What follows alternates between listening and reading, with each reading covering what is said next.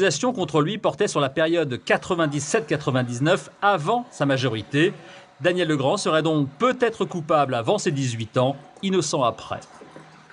Moi, je lui ai dit il y a 6 ans de cela que cette affaire était terminée parce que le parquet général nous l'avait dit. Et puis au final, eh bien maintenant, qu'est-ce que je dois lui apprendre? Qu'il faut y retourner, qu'il y aura un nouveau procès, qu'il y aura tout le monde, qu'il y aura tous les innocentés d'Outreau, le juge Burgot, qu'il faut refaire le match, refaire la partie. Et pourquoi? Et surtout pourquoi?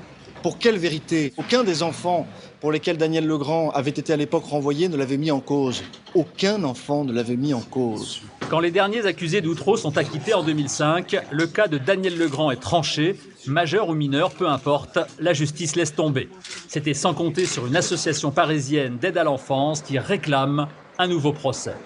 La préoccupation de l'association Innocence en danger étant la régression vraiment très importante des droits des enfants depuis l'affaire Outreau, nous nous sommes particulièrement intéressés à ce dossier et nous avons constaté qu'effectivement, une partie du dossier n'avait pas été jugée.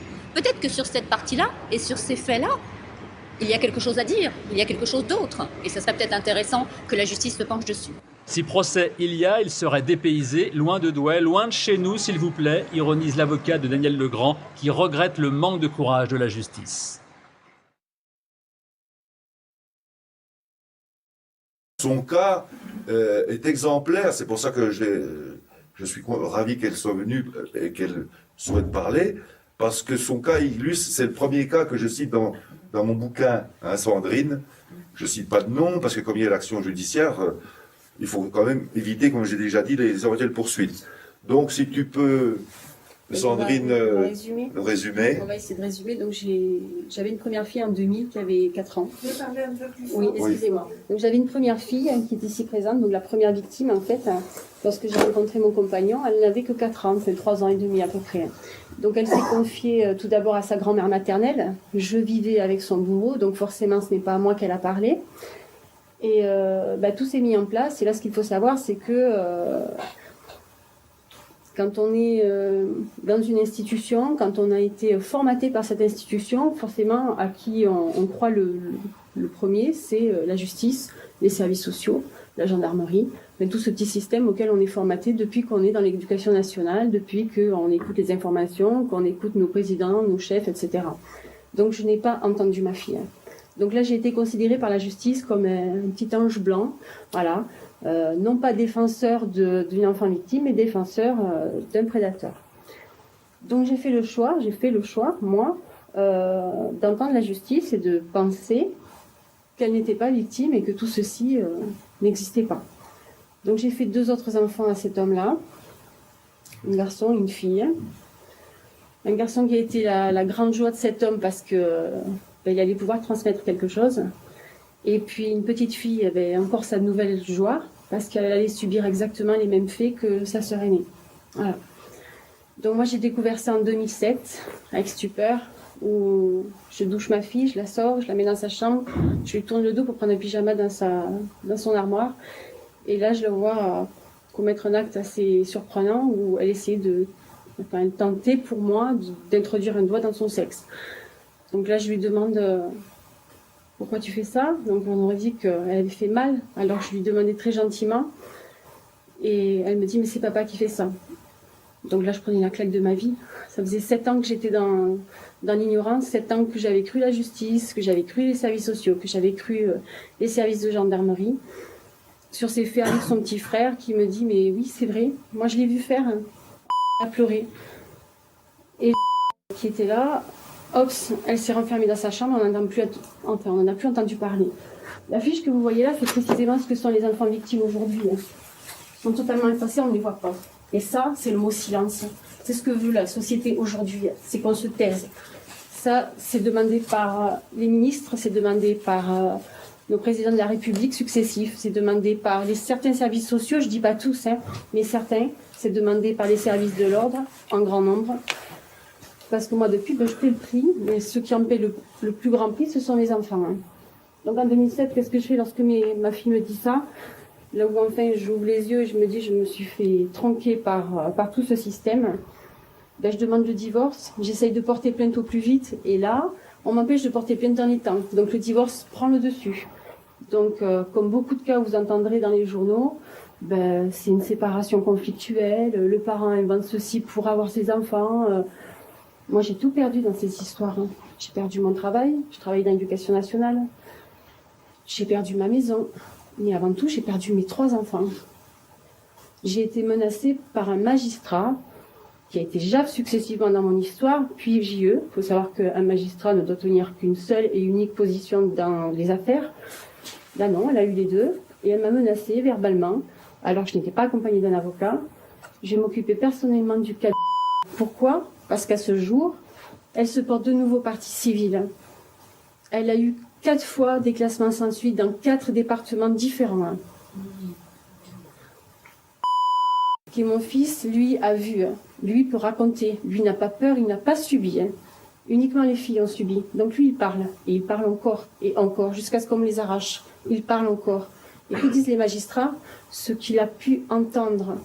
Alors que ces mots sont très précis dans le procès verbal.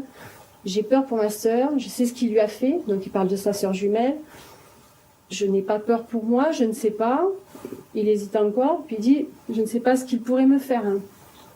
Pour le faire taire, les services sociaux ont fait décaloter mon fils alors qu'il n'avait aucun souci pour qu'il se taise définitivement, ce qu'il a dû prendre exactement comme un viol. Lorsque j'ai vu mes enfants une fois par mois, 90 minutes encadrés de 2 éducatrices, voraces, à 50 cm de nous, on ne pouvait pas se parler. Je peux vous dire que mon fils, il a fallu qu'il fasse cogiter sa petite tête de 7 à 9 ans pour essayer de me faire passer des petits messages que je ne comprenais pas forcément de suite. Donc j'ai été jugée, moi, pour non-représentation d'enfants, à 12 mois de prison, dont un ferme, alors que j'en ai fait 2. Nous avons été menacés de mort par cet homme-là, par sa famille, par sa nouvelle compagne, parce que nous avions dénoncé les faits.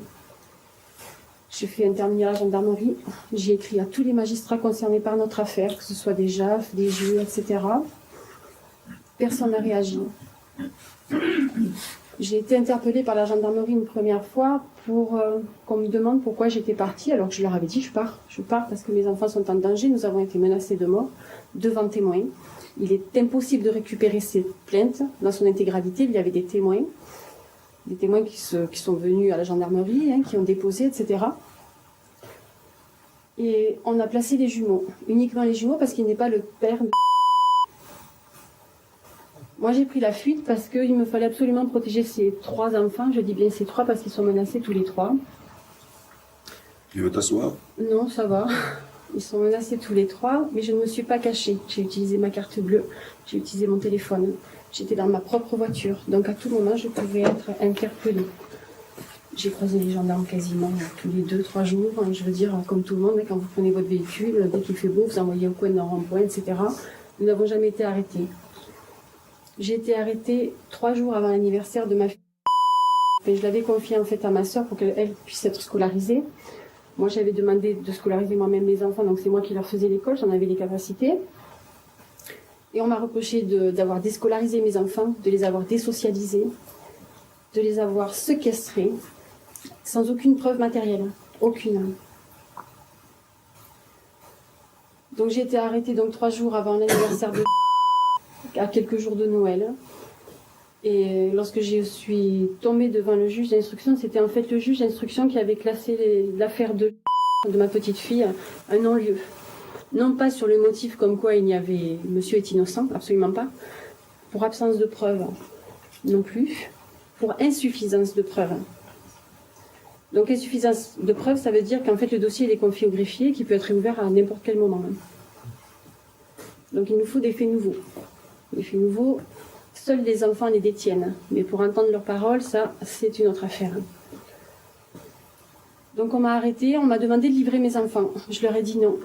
Vous refusez de livrer vos enfants, eh bien, on va vous mettre en prison. Pas de souci, si c'est le prix à payer. Moi, je suis une maman, je protège mes enfants. Pas de souci. Ils m'ont laissé 2 mois dans cette prison, où ma fille m'a écrit un petit courrier de quelques lignes, je crois que je te l'ai donné, Jacques, où elle dit ce qu'elle a subi, qu'elle a été violée, frappée, ce qu'elle a vu, ce qu'elle a, elle, subi. Mais c'est pas grave. Les juges d'instruction, ils n'écoutent pas. Et ils sont allés chercher mes enfants qu'ils savaient depuis le début où ils se trouvaient. Donc pour ce, j'ai été jugée. J'ai payé ma dette vis-à-vis de la société, puisque c'est ainsi qu'on est jugé. J'ai écouté très, très attentivement tout à l'heure Chérif. Il a été puni parce qu'aujourd'hui, il veut parler. Donc on le met en prison, on le traite de fou. On passe des expertises de cesse. J'en ai passé 4. Les 3, j'étais une bonne mère. Aussi longtemps que mes enfants étaient entre mes mains. Aussitôt qu'on me les a enlevés, j'étais une mauvaise mère, bonne à renfermer, qui devrait prendre des médicaments, qui devrait être suivie régulièrement. Mais quelle maman à qui on arrache des enfants de cette manière-là? Je ne les ai pas vus pendant 6 mois depuis mon arrestation. Ensuite, on vous les montre 90 minutes, sachant que on vous laisse poireauter 15 minutes le temps qu'on vous les mène. On vient vous les chercher 15 minutes avant pour qu'ils soient à l'heure. Donc, total, vos 90 minutes se réduisent à 60 minutes mensuelles. Et quelles 60 minutes, c'était un supplice que de les vivre. Très honnêtement, j'aurais préféré qu'ils n'existent jamais. Mais au moins, je savais ce qu'ils vivaient. Et le 21 juin, donc, ce que disait Jacques, c'est qu'on m'octroie 2 heures mensuelles de les voir, et enfin, on les confie au bourreau. Voilà. Après un placement de 18 mois dans un lieu de vie, dans des conditions, je suis désolée, mais vraiment pas très très bonnes. C'était très dur de voir ça. Aujourd'hui, je les revois après moult et moult démarches auprès de la justice qui ferme les oreilles, auprès des ministères, auprès de Hollande. Tous les jours, au quotidien, j'écris à cet homme-là. Pour l'instant, dans son bureau, le seul qui me répond, c'est son conseiller juridique. Je n'ai pas eu le même chemin avec Sarkozy, mais il m'a répondu immédiatement. Je demande une audience, comme le fait Chérif, pour tous les enfants. Parce qu'aujourd'hui, mon combat n'est pas que pour mes enfants, qui très honnêtement, j'essaie de continuer à tenir le coup et d'essayer de les sortir de là, mais je n'y crois plus vraiment. Donc la seule manière, pour moi, la seule solution qu'il reste, c'est d'entrer dans la cour des grands. Et la cour des grands, je me suis inscrite en faculté de droit, j'ai 42 ans, et j'espère pouvoir trouver le filon, voilà. Parce que les associations, ça marche pas. Les services sociaux, ça marche pas. La gendarmerie, la police, ça marche pas. Le ministre, ça marche pas non plus. Voilà, moi, dans mon affaire, j'ai été face à un juge d'instruction ignoble, qui est le juge d'instruction de la autant dire que leur comportement face à moi n'est pas rien. Vous parliez tout à l'heure des avocats. Les avocats, faut pas croire, ils sont pas là pour vous aider. C'est financier, c'est un business. Moi, je me suis représentée à beaucoup d'instructions, etc., mais sans avocat, par choix, parce que financièrement, on ne suit plus, parce qu'on vous a détruit. Moi, j'ai tout perdu, je vous dis, aujourd'hui, sans les proches, sans la famille, je suis sans domicile fixe, quoi. Je suis au même... ce qu'on a fait aux enfants d'Outreau, c'est aujourd'hui, on en paye les répercussions en tant que parents protecteurs, qu'on soit mère, père, grand-mère, grand-père, etc. Voilà. Ce qui est assez étrange entre ce que me dit le juge d'instruction et ce que me raconte Aramis, enfin, donc c'est une association qui est prestataire de services, qui, selon le juge d'instruction, serait en fait dépendante du ministère de la Justice. Ça sera à vérifier. Lorsque vous avez Aramis au téléphone, on vous dit qu'eux dépendent de l'ASE, donc ils ne prennent aucune décision, mais ils reçoivent pas assez de subventions pour pouvoir mettre en place ces visites médiatisées ou autres, parce qu'ils ont énormément de fonctions. Donc on demande 26 € par enfant, non, par rencontre et par parent, voilà. Donc moi j'ai été condamnée à payer l'intégralité. Pour l'instant on me demande que la moitié, parce que dans certains cas effectivement c'est partagé entre les 2 parents. Aramis considère que les parents sont responsables du fait que les enfants aillent dans un lieu médiatisé.